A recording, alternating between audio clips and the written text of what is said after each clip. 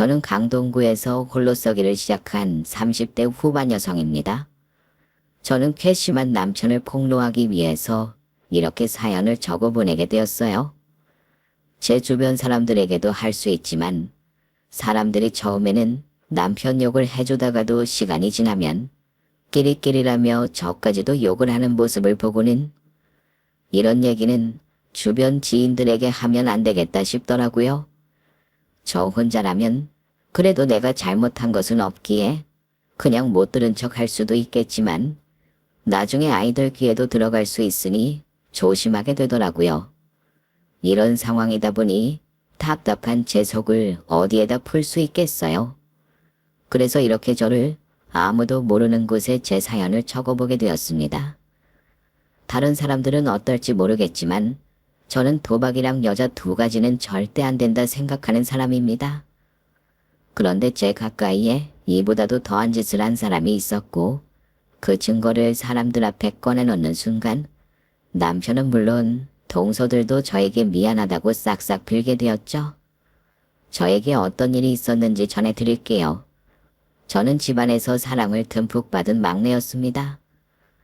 남편은 저와는 다르게 책임감이 막중한 첫째로 태어났죠. 저는 위로 언니와 오빠가 있었고 남편은 밑으로 남동생 둘이 있었습니다. 부모님이 사이가 좋으셨나 보네.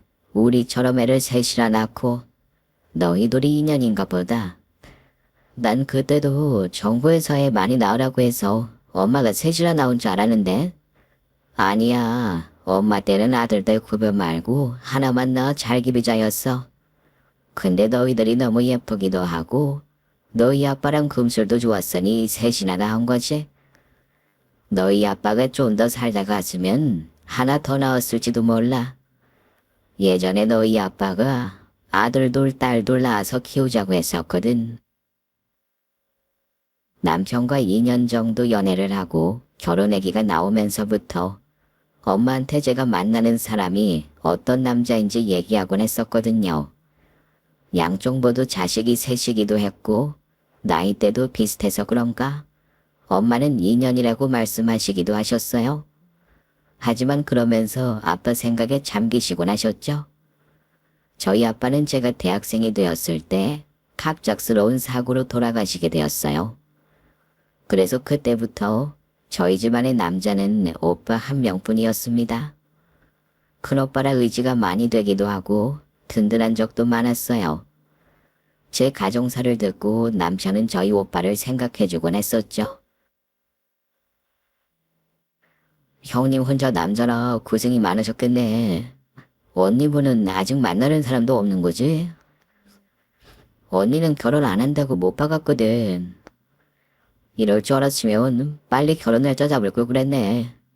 형님한테 이제 혼자 힘들어하지 않아도 된다고 말씀드려. 내가 옆에서 많이 도와드려야지. 남편과 저희 오빠 둘 다 집안의 첫째라 그런가. 남편은 저희 큰오빠를 남다르게 생각했었어요. 그 모습에 형제들끼리도 사이좋게 지낼 수 있겠다 싶었죠. 그러던 어느 날 남편이 큰오빠 나이에 대해서 물어본 적이 있었어요. 오빠보다 한 살 많을걸. 12월생이라 엄마가 나이만 빨리 먹었다고 하셨거든. 그래? 그럼 나랑 동갑이야. 딱 빠른이잖아. 심지어 나는 1월생이라 그렇게 따지면 한 달 정도만 차이 나겠네. 그걸 왜 이제 알았지? 생각해보니 그러네. 요즘에는 빠른을 안 한다는 말도 있지만 저 때만 하더라도 빠른이라고 해서 한 살 더 많은 언니 오빠들과 지내곤 했었어요. 저희 남편도 그랬던 것이었죠. 그래서 그런가 저희 오빠를 더 편하게 생각하곤 했습니다. 오빠는 괜찮아. 빠른이라고 해서 친구하는 경우도 있지만 아닌 사람들도 있잖아. 학교 다니는 나이도 아니고 직장에서는 나이 차이 많이 나도 친구 되는 경우도 있고 나이가 어린데 나보다 상사인 경우도 있잖아. 오히려 나랑 나이가 같다고 하니까 나도 마음이 편해지더라고. 다행이다. 혹시 기분 나쁜가 해서 나랑 결혼해도 오빠가 손인 사람이니까 불편한 거 있으면 나한테 얘기해줘. 그런 거 안 불편하니까 걱정하지 않아도 돼. 난 네가 나보다 나이 많은 사람이랑 결혼하면 어쩌나 싶었거든. 근데 같은 첫째인데 동갑이라고 하니 괜히 더 치밀감이 생기네. 다행히 저희 오빠도 남편에 대해서 호감이 있었고 친구처럼 지내고 싶다는 말을 하기도 했었죠. 그렇게 저희는 어려움 없이 결혼을 하게 되었고 결혼하기 전에 얘기했던 것처럼 가족끼리 자주 만나면서 친구처럼 지내면 되겠다 생각했습니다. 그런데 결혼해서 보니 남편과 큰오빠가 생각하는 게 소소하게 다르더라고요. 아무래도 다른 사람이니 그럴 수 있는데 다른 것들보다도 장남에 대한 생각 차이가 컸던 것 같아요. 저희 남편은 밑으로 남동생 둘이 있어서 그런가 장남이 엄청 대단한 것이라고 생각했고 본인이 하는 말이 곧 법이라고 표현하기도 했었어요.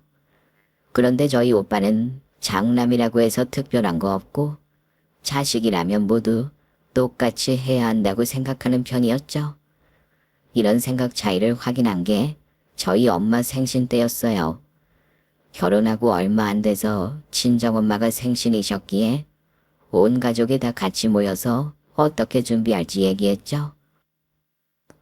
이번 엄마 생신에는 다 같이 여행 가는 건 어때?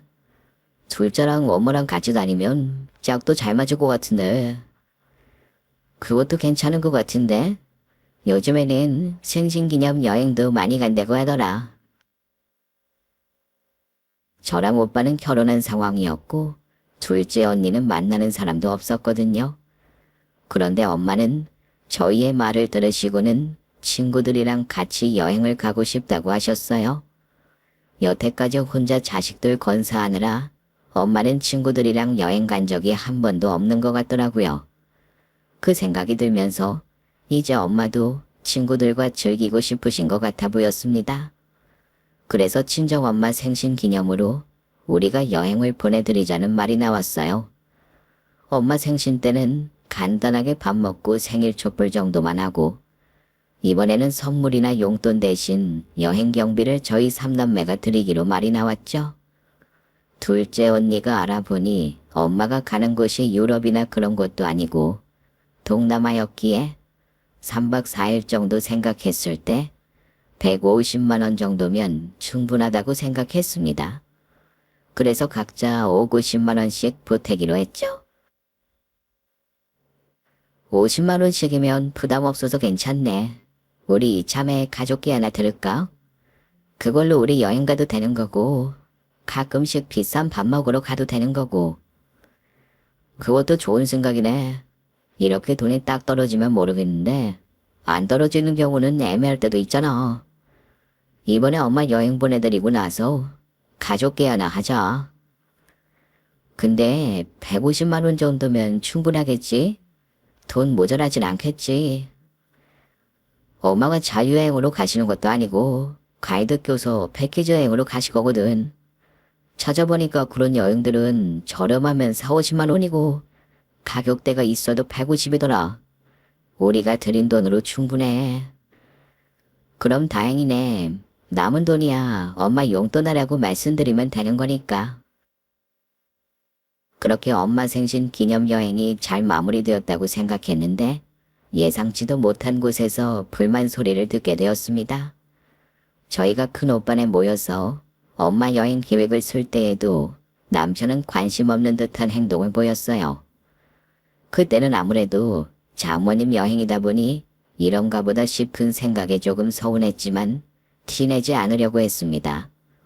그런데 남편은 저한테 한 소리 하더라고요. 아니 뭐 몇 푼 된다고 그 돈을 자식끼리 나눠서 내. 형님은 요즘 가게가 잘 안 된대. 회사 다니는 사람도 아니고 장사하는 사람이 고작 150만 원을 동생들이랑 나눠.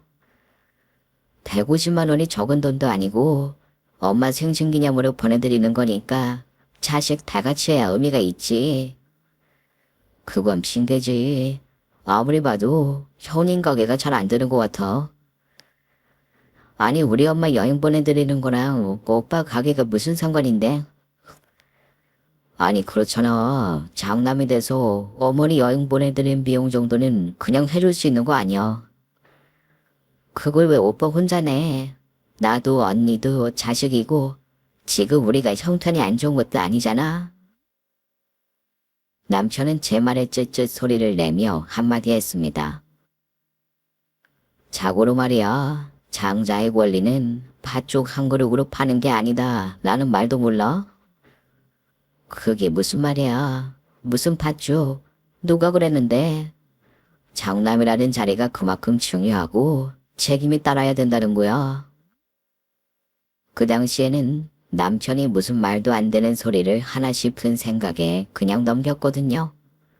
그런데 계속 생각이 나길래 찾아보니 성경 어디 구절에 나오는 말이라고 했고 남편이 말한 대로 장자의 권리가 중요하고 무겁다는 의미로 말한 건 알겠는데 저희 남편이 교회를 다니는 사람도 아니었고 무교였거든요.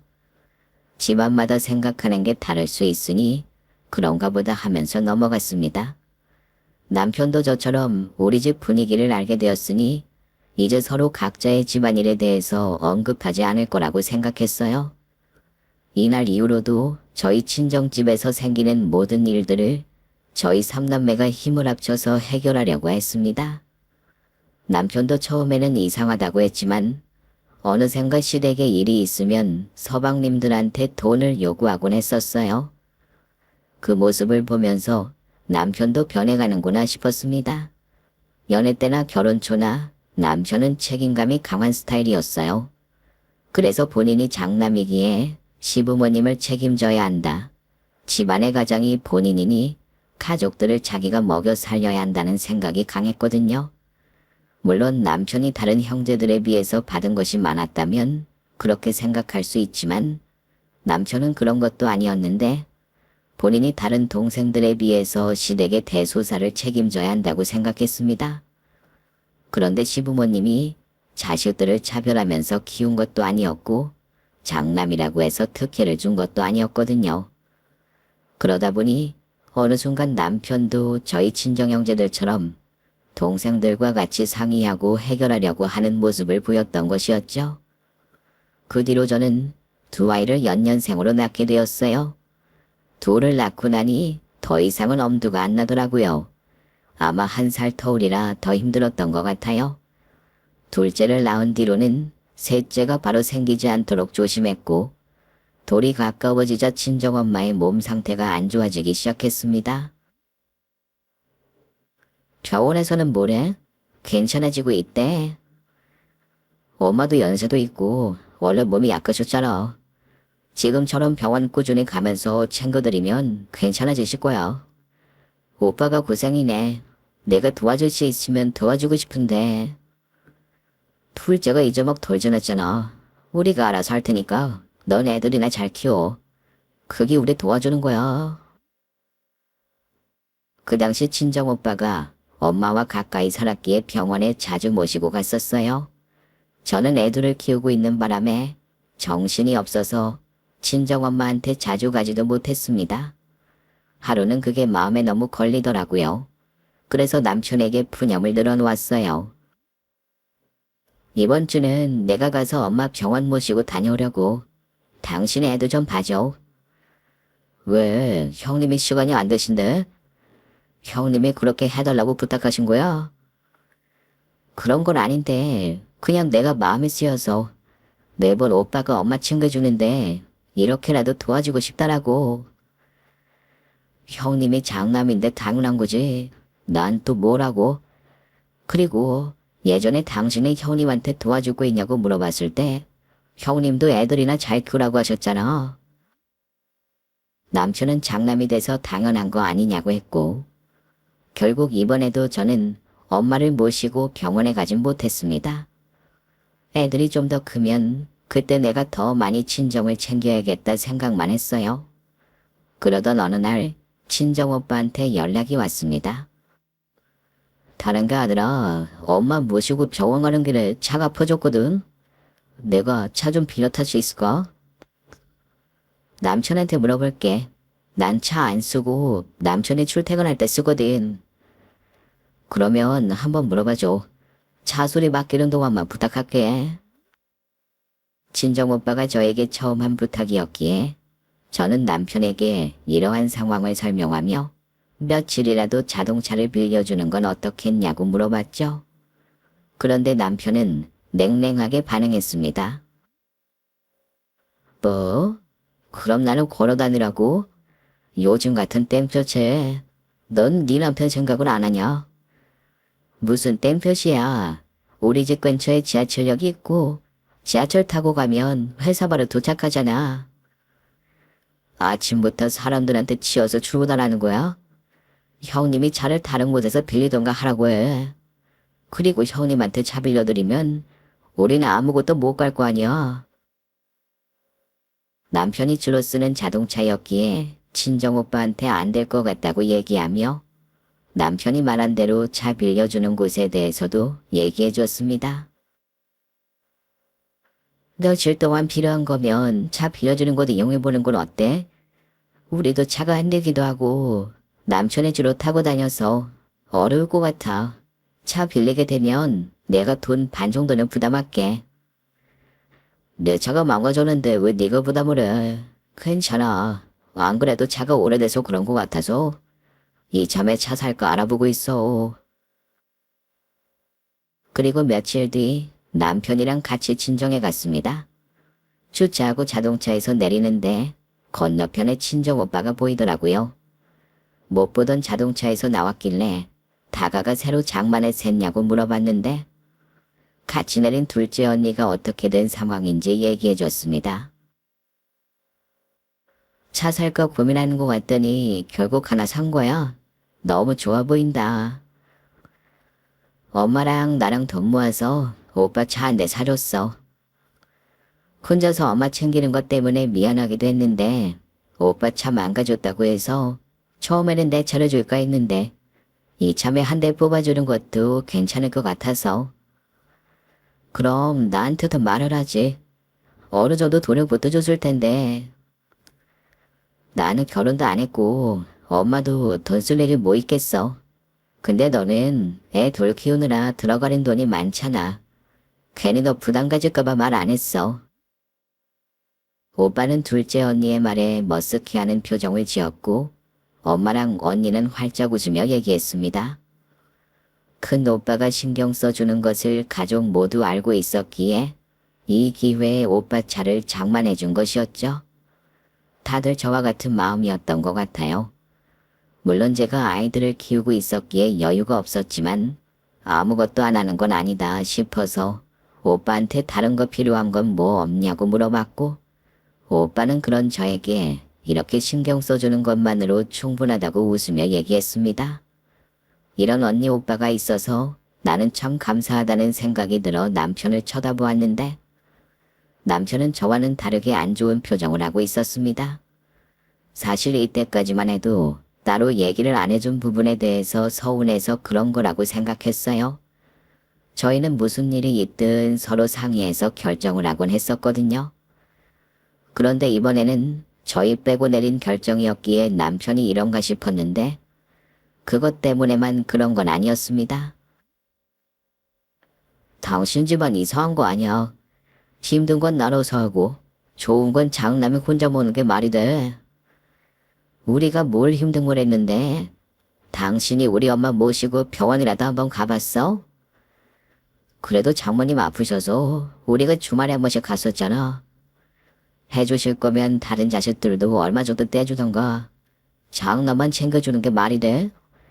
우리 엄마 혼자 오빠 차 해줬니? 우리 언니랑 같이 해준 거잖아. 근데 왜 난리야? 그것도 그래. 위아래 차별하는 것도 아니고 애가 둘이나 있는 당신한테 차 사줄 생각을 하지도 않으셨으면서 생각이 짧아도 너무 짧은 거 아니야. 솔직히 이건 우리 무시하는 거지. 당신 막내라고. 우리 부담 가질까봐 우리한테는 말도 안 하고 언니랑 엄마가 모은 돈으로 오빠 차 바꿔준 거잖아. 당신한테 돈 달라고 했어. 됐고 당신 반찬 만들어서 가져다 주는 거 그만해. 그렇게 생각해주면 뭐해. 좋은 건 다 장남이 갔는데. 남편은 저에게 버럭 소리를 냈고 남편의 행동에 저도 이해가 가지 않아서 되받아쳤습니다. 오빠가 친정엄마 모시고 병원 다니고 하는 것 때문에 첫째 임신한 올키 언니가 혼자 산부인과 가고 남편 보살핌도 못 받는 모습이 신경 쓰였고, 제가 요리를 할 때마다 올키 언니 몫을 따로 챙겨서 보내주곤 했었거든요. 임신하면 요리하는 것도 힘들고 남편 챙겨주는 것도 일이잖아요. 이렇게라도 도와줘야겠다는 생각을 했는데, 남편은 친정오빠 자동차가 생기니 저에게 그런 것도 해주지 말라고 하더라고요. 저는 오빠한테 자동차가 생겨서 배가 아프거나 한 게 아니라 다행이라고 생각했기에 남편이 하는 말을 무시해버렸습니다. 그리고 예전이랑 똑같이 행동했죠. 그 모습을 보던 남편은 저에게 정신 못 차렸다고 혀까지 찼습니다. 시간이 지나면은 남편도 있겠지 생각했는데 그게 아니었습니다. 저는 남편의 이런 시커먼 속도 모르고 막내 서방님 결혼식을 축하해줬습니다. 그렇게 저는 동서가 둘이나 생기게 되었죠. 막내 동서가 결혼식을 올리기 전에 다 같이 시댁에 모인 적이 있었어요. 그런데 남편이 묘하게 저를 무시하는 것 같다는 생각을 하게 되었습니다. 대놓고 그랬으면 저도 큰 소리 치겠는데, 제가 무슨 말만 하면 당신은 가만히 있으라 애들만 챙겨라 라는 식으로 말을 했거든요. 그 당시에는 머쓱하기도 하고 시부모님도 계신 자리라 그냥 넘어갔는데, 이때 행동 때문인지 동서들도 저를 예전과 다르게 대하는 것 같은 기분이 들었습니다. 막내 동서는 그릇 좀 가져오고 둘째 동서는 여기 와서 음식 좀 도와줘. 막내 동서가 결혼하고 나서 맞이하는 첫 명절이라 저도 모르게 분주해지더라고요. 입이 많아져 걱정이 되기도 했지만 그래도 일할 사람은 막내 동서도 포함해서 3명이나 됐기에 괜찮겠다 생각했어요. 아무래도 저는 결혼 생활도 다른 동서들보다 오래 했기에 제가 이것저것 시켰습니다. 그런데 동서들은 멀뚱멀뚱 서 있기만 했고 제 말을 잘 안 듣는 것처럼 보였어요. 그래서 한 소리 하려고 하는 순간 남편이 주방으로 와서는 잔소리를 하기 시작했습니다. 당신 밑으로 애들 들어왔다고 쉽게 생각하지 말고 당신이 모범이 돼서 해. 내가 언제 시켰다고. 그리고 이런 건 같이 해야 되는 거 아니야? 어린애들이 뭘 한다 그래. 당신이 첫째 형님이니까 얼마나 잘하는지 한번 보여줘.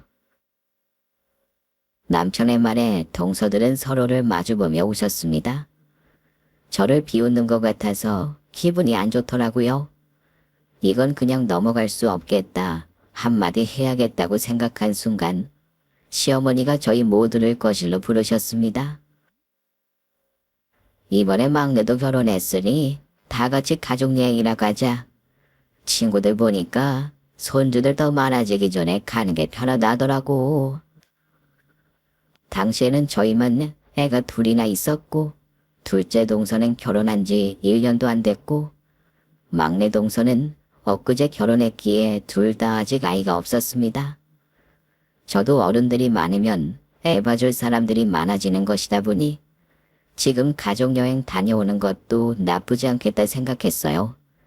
시어머니의 한마디에 다들 신이 나서 어디를 가면 좋을지 하나둘씩 얘기하게 되었습니다. 그런데 그 순간 제 남편이 한마디 하더라고요. 그럼 이왕 여행 가는 김에 해외여행 가는 건 어때? 동남아 같은 곳은 1인당 100만 원도 안 드니까 괜찮을 것 같은데. 그것도 좋지. 요즘에는 해외로 여행도 많이 가긴 하더라. 그럼 엄마는 아무 신경 쓰지 말고 있어요. 나랑 동생들이랑 얘기해서 말씀드릴 테니 여권만 친구로 오세요.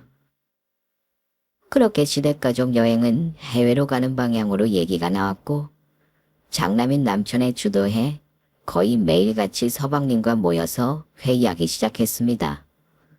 그런데 문제는 간단하게 만나서 얘기하는 게 아니라 퇴근하고 서방님들을 만나러 가서는 새벽에 오질 않나? 주말에도 얘기할 게 있다며 집을 나가서는 주말이 다 지나서야 집에 들어오곤 했었어요. 해외여행 하나로 뭐 저렇게 유난을 떠나 싶은 마음도 들었고 정도가 너무 심해지니 저도 한마디 안 할 수가 없더라고요. 오늘 퇴근하고 바로 집으로 와. 둘째가 몸이 좀 괜찮아져서 다행이다 싶었는데 첫째가 옮았는지 상태가 안 좋아 보이네. 오늘은 어려울 것 같은데 봐서 내일 오전에 애들 데리고 병원에 가도 가자. 왜? 야근해야 돼. 좀 일찍 올 수 없어. 회사 일 때문은 아니고 애들 만나기로 했거든. 서방님들 만나는 것 때문에 일찍 못 오겠다고 하는 거야. 여태까지 안 만난 것도 아니고 매일같이 봤잖아. 그럼 오늘은 얘기하고 안 만나도 되는 거잖아. 남편은 제 말에 지금 회사니까 다시 얘기하자며 전화를 끊었고 그 뒤로는 제 전화를 받지도 않았습니다. 첫째가 몸이 안 좋으니 칭얼거리기 시작했고 그러니 둘째도 덩달아 짜증을 내더라고요. 그걸 다 받아주고 나니 저도 속에서 화가 들끓었습니다. 남편이 있었으면 이 정도로 힘들진 않았을 테니까요. 연락도 제대로 안 되던 남편은 새벽에 술에 잔뜩 취한 차에 집에 들어왔고 그것 때문에 대판 싸웠습니다. 그런데 술 취한 사람이랑 싸워봤자 대화가 안 통하잖아요. 그래서 다음 날 아침에 남편을 보자마자 단호하게 얘기했습니다. 이제부터 시댁 여행 짜는 거 문자로 하던가 간단하게 통화로 하던가 해. 굳이 만날 필요 없잖아. 이제 계획 다 짜서 만날 필요도 없어. 그래서 애들이랑 다 같이 모여서 얘기하기로 했으니까 그렇게 하러. 그럼 오늘 시댁에 가는 거야? 몇 시에 갈 건데? 그런 일정 있으면 미리 얘기를 해줘야 될 거 아니야. 엄마 나를 우리가 왜 가? 애들 다 우리 집으로 불렀어. 우리 집으로 불렀다고?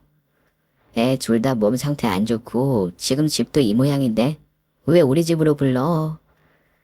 그렇게 잔소리할 시간에 청소라도 하겠다.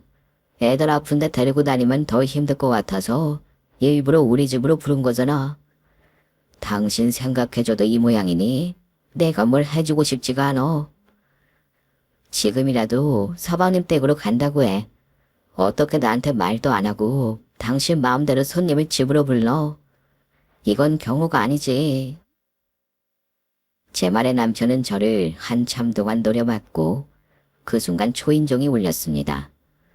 평소에는 시간 맞춰 오지도 않던 사람들이 이날만은 생각한 시간보다 일찍 왔더라고요. 밑에서 만났는지 처음부터 얘기하고 같이 출발했는지는 모르겠지만 동서들과 서방님들이 모두 같이 저희 집으로 들어왔습니다.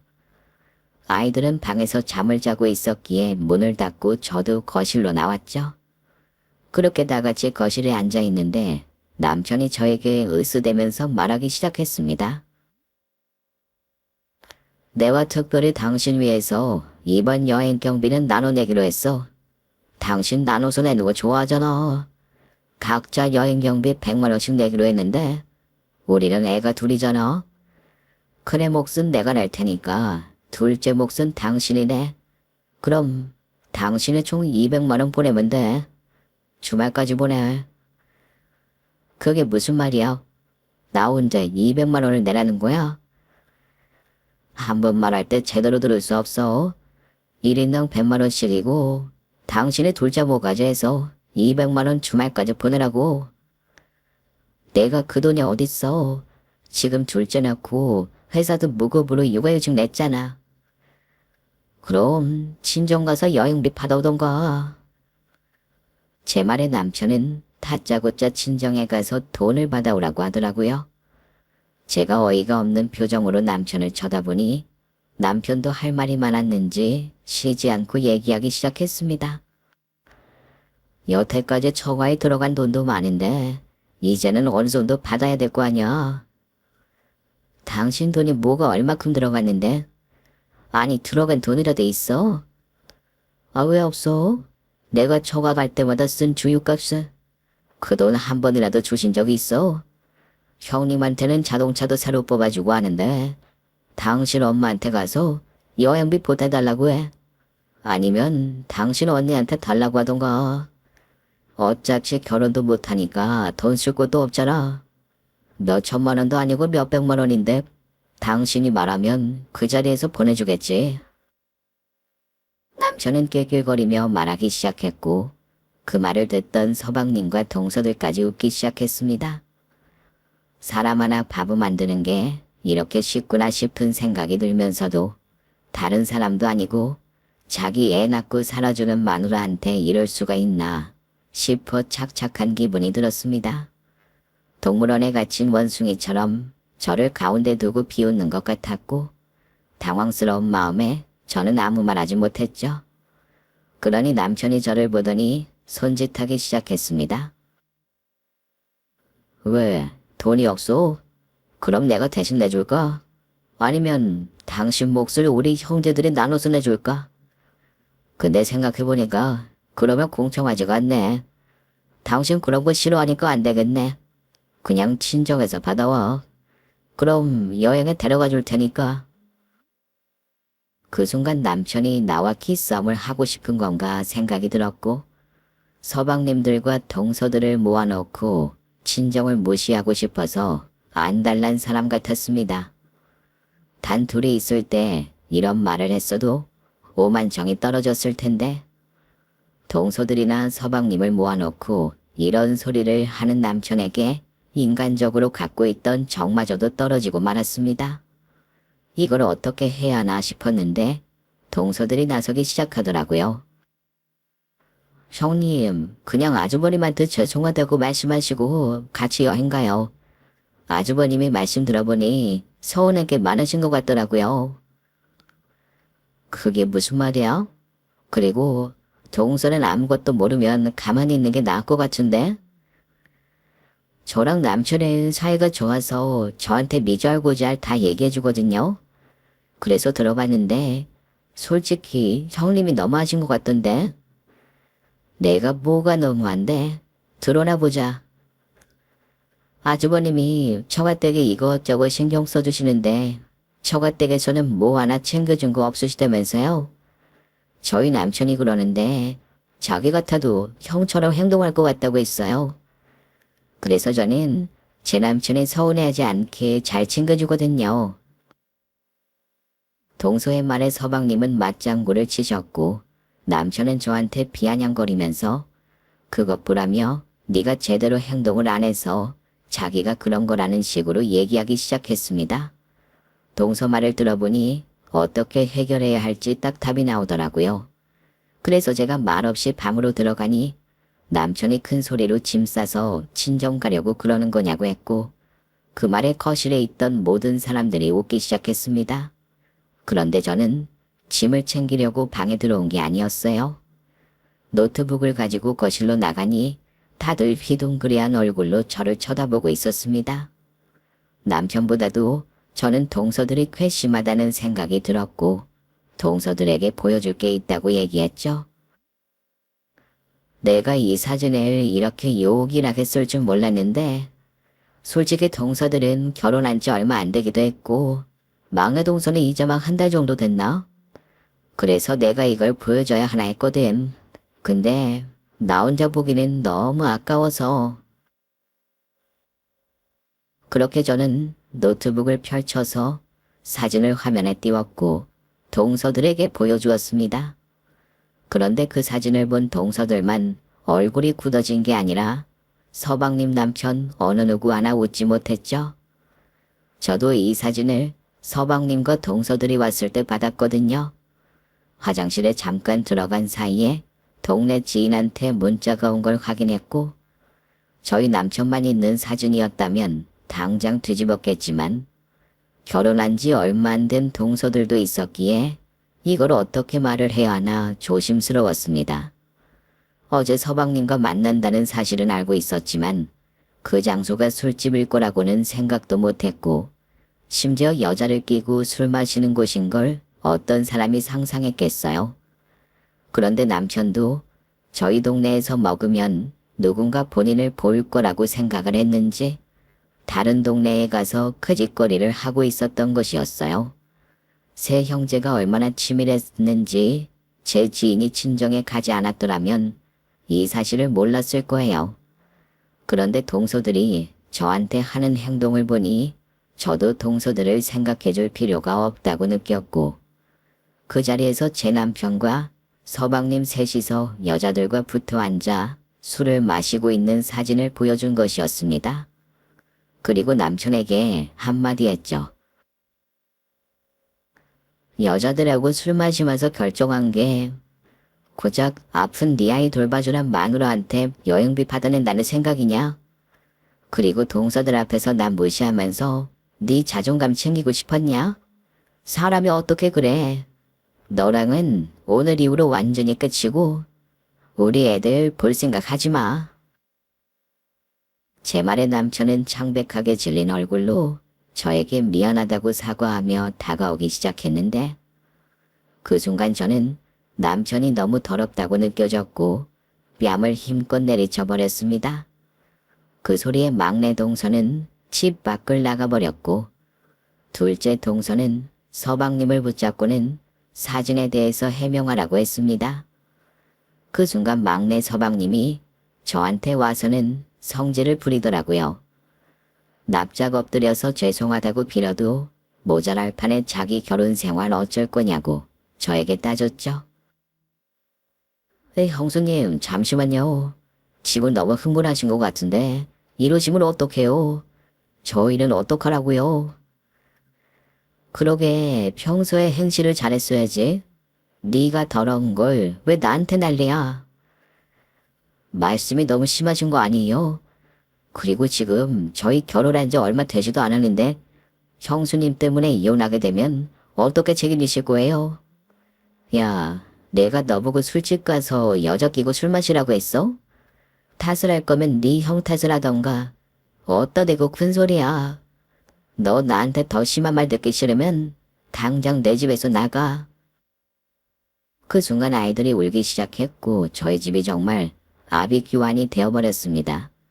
그런데 다른 사람들보다 저는 제 아이들이 우선이었기에 저희 집에서 다 내쫓아버렸고 비밀번호도 바꾸고 들어오지 못하게 문을 잠궈버렸습니다.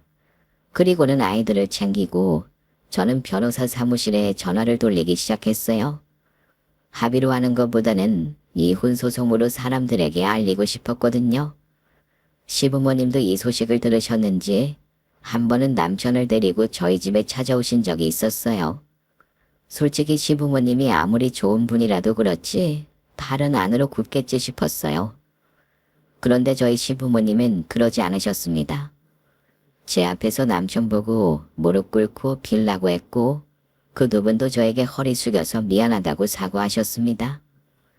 그러니 남편이 당황해서는 시어머니를 쳐다봤지만 시부모님은 아랑곳하지 않으셨습니다.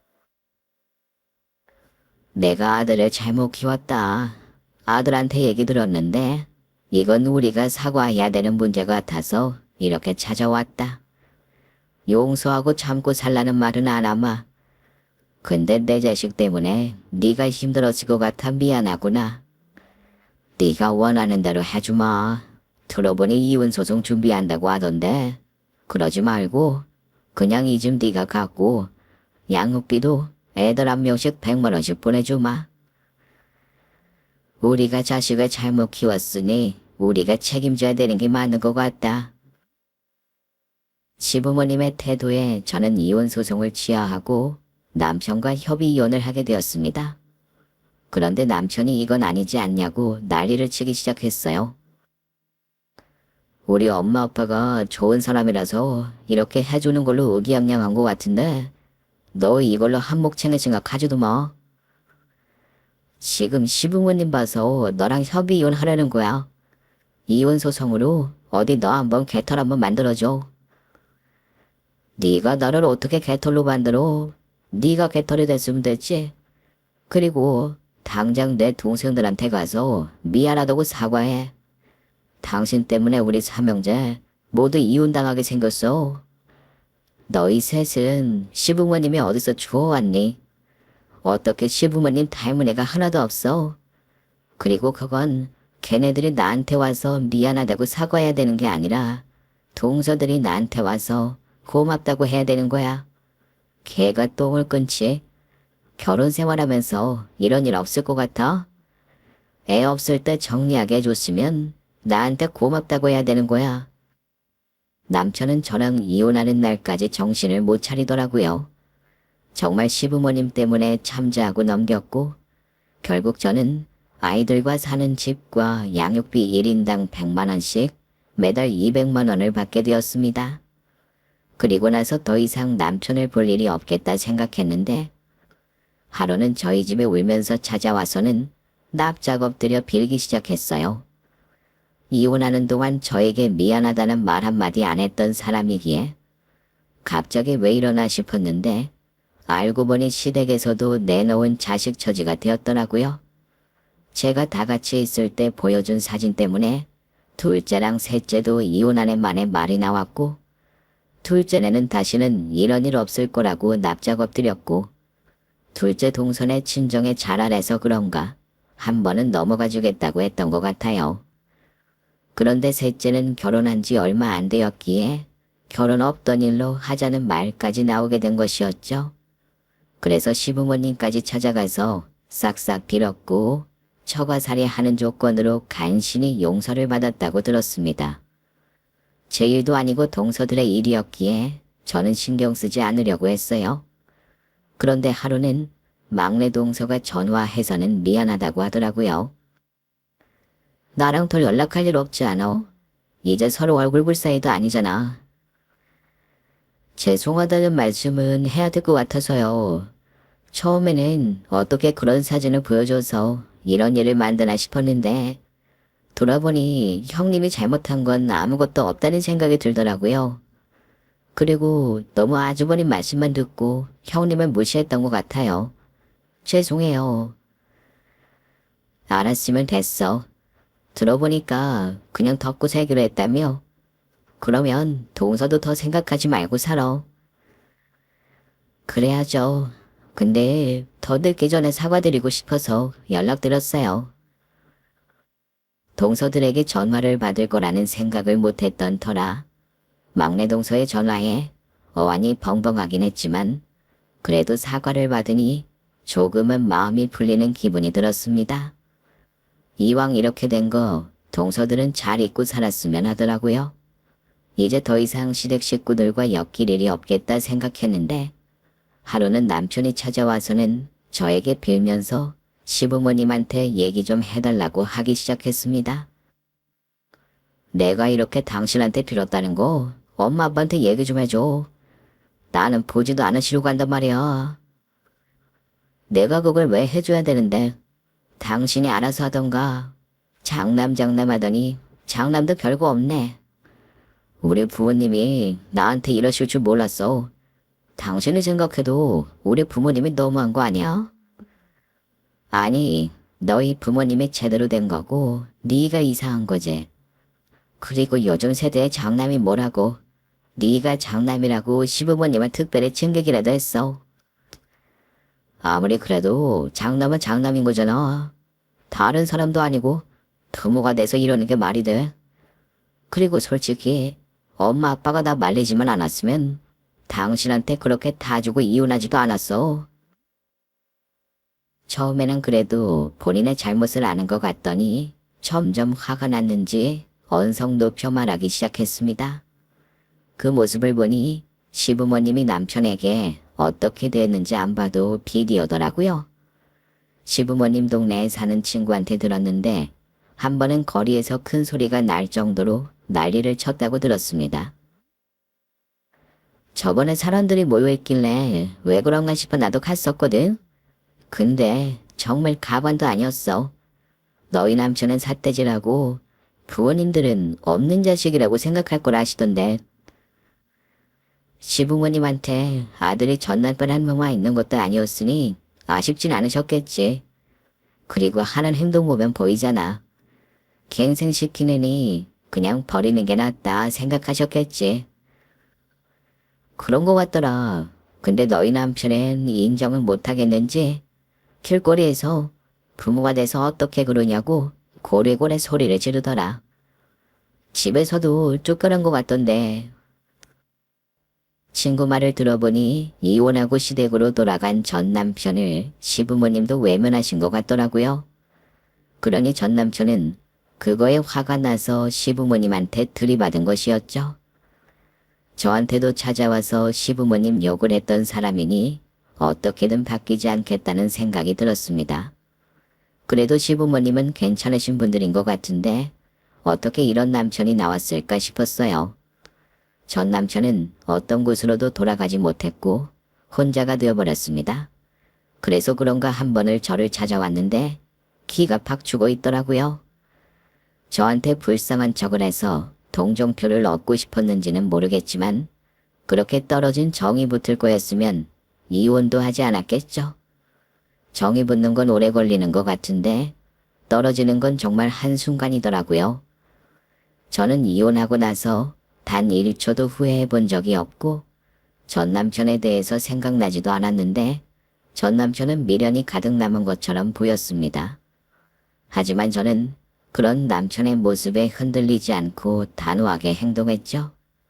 그런 제 태도에 본인이 어떻게 해도 달라지지 않을 거라 생각했는지 그 뒤로는 저를 찾아오지도 않았고 따로 연락을 하지도 않았습니다. 아이들도 보지 않으면 저도 없는 사람이라고 생각하고 살려고 했는데 그래도 본인 자식이라 그런지 면접 교섭 때는 항상 와서 아이들을 챙기더라고요. 진작에 잘했으면 이런 일도 없었겠지만 어쩌겠어요.